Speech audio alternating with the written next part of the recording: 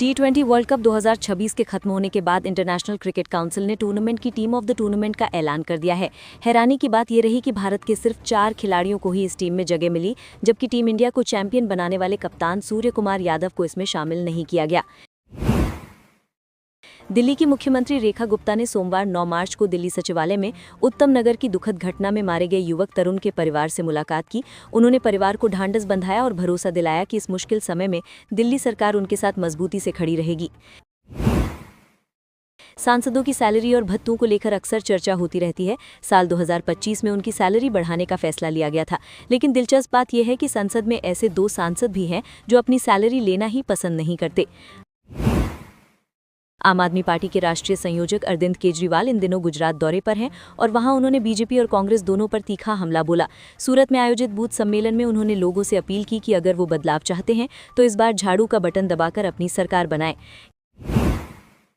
केजरीवाल ने कहा कि गुजरात में पिछले 30 साल से बीजेपी की सरकार है और इस दौरान राज्य की व्यवस्था पूरी तरह खराब हो चुकी है। उनका आरोप है कि सरकार ने व्यापार, रोजगार, स्कूल, अस्पताल और बुनियादी ढांचे तक को नुकसान पहुंचाया है।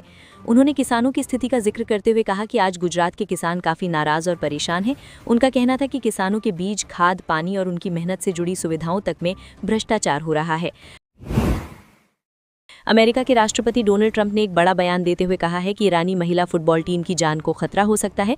उन्होंने दावा किया कि अगर ऑस्ट्रेलिया में टूर्नामेंट खेल रही ये टीम ईरान लौटती है तो वहां की कट्टरपंथी सरकार खिलाड़ियों के खिलाफ सख्त कदम उठा सकती है। सोना चांदी के बाजार में भी बड़ी हलचल देखने को मिली है। ऑल इंडिया सराफा एसोसिएशन के मुताबिक चांदी की कीमत लगातार तीसरे दिन गिर गई और करीब 3400 रुपये सस्ती होकर 2,68,300 रुपये प्रति किलो पर पहुंच गई, जबकि सोने की कीमत में कोई बड़ा बदलाव नहीं हुआ। मिडिल ईस्ट में जारी तनाव के बीच फ्रांस ने भी बड़ी तैयारी शुरू कर दी है। फ्रांस के राष्ट्रपति इमैनुअल मैक्रो ने बताया है कि उनका देश और उसके सहयोगी देश होर्मुज जल डमरू मध्य को सुरक्षित रखने और उसे खुला रखने के लिए एक रक्षात्मक मिशन की तैयारी कर रहे हैं। बिहार में किसानों के लिए बकरी पालन एक नई उम्मीद बनकर सामने आ रहा है।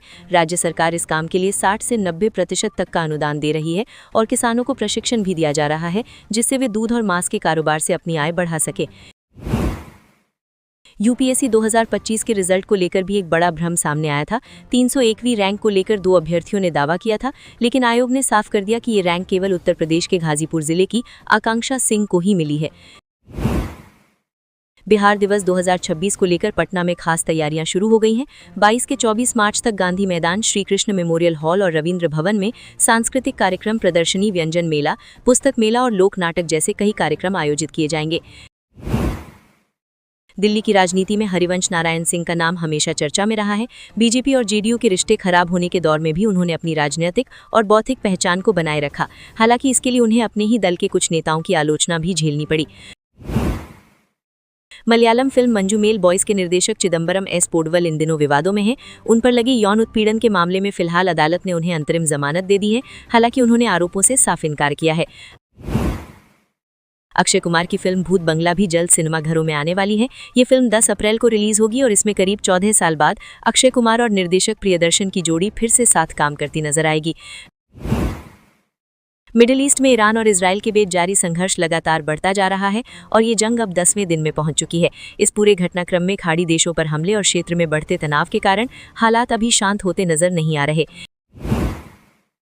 इस जंग का असर भारत तक भी पहुंचता दिख रहा है।